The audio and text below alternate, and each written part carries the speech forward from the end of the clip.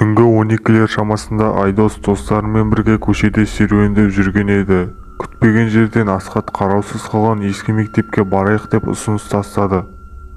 Айбек пен Жандос бірден келісе кетті, ал Айдос болса ол жаққа барғысы келмеді. Бірақ Айдостан басқасының бәрі келіскен соң баруға тура келді.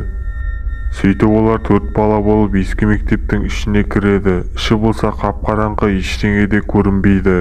Ал телефондарының жарықтарын жағып ішін тексеретін болды. Асхат қорқынышты болмас үшін ұялы телефонынан музыка қосқысы келіп еді, бірақ музыканың орнына біртүрлі дыбыстар шыға бастады. Солай телефонды өшіріп тастайды. Ал іші болса өте лас қоқыстарға толы еді. Қоқысты басып қалсаң даусы жаңғырық болып қатты шығатын. Қорқып келе жатырған Айдостың басына одан сайын қорқынышты оқиғалар түсе бастады. Сөйтіп 4 бала ұзын коридормен келе жатырды. Сол жақта шешінетін жер болса, оң жақта спорт зал болды. Ешкім сөйлегісі келмейді, бәрі тілдерін жұлтып қойған секілді. Кенеттен спорт залдан біреудің айқайлаған дауысы шықты. Төртеуі де орындарынан тапжылмай тұрып қалды. Асхат болса, қорқып кеттіңдер ме? Жүріңдер, спорт залға барып тексеріп келейік, кім барады деп айтты.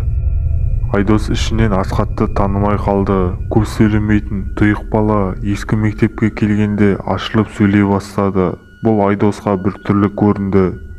Солай Асхат, Айбек, Жандос үшеуі де баратын болып шешті. Асхат Айдосқа тек қана сен қалдың, барасың ба деп айта бастады. Және сағатқа қарап, сағат әлі 1 болған жоқ. Кеттік деп Айдосты итермелей бастады. Айдос барғысы келмесе де артына қарап жалғыз өзі үйіне қайта алмайтынын түсінді. Сөйтіп төртеуі де спорт залдың ішіне кіретін болды. Төртеуі ішін тексеріп жүріп, қарғаның қарқылдаған даусы шыға бастады. Асхат, мына қараңдар, бұл қарға ғой, келіңдер ұстап көрейік деп біртүрлі даусымен айтты.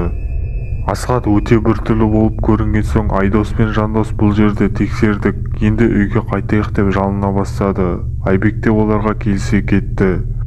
Ал жаңадан бері жақсы көңіл күйде жүрген Асхаттың көңіл күйі түсіп кетті. Солай олар үйлеріне қайтатын болды. Үйіне келе салысымен Айдос біразға дейін мектептегі нәрселерді ойлап ұйықтай алмады. Түнгі 3 дегенде ұйықтайды. Ертесіне таңертең Айдосқа Асхаттың анасы телефон шалады. Анасы түнде баласының үйге келмегенін айтады және кешегі ескі мектептен оның мәйіті табылғанын айтады. Оның жүрегі жарылып кеткен екен.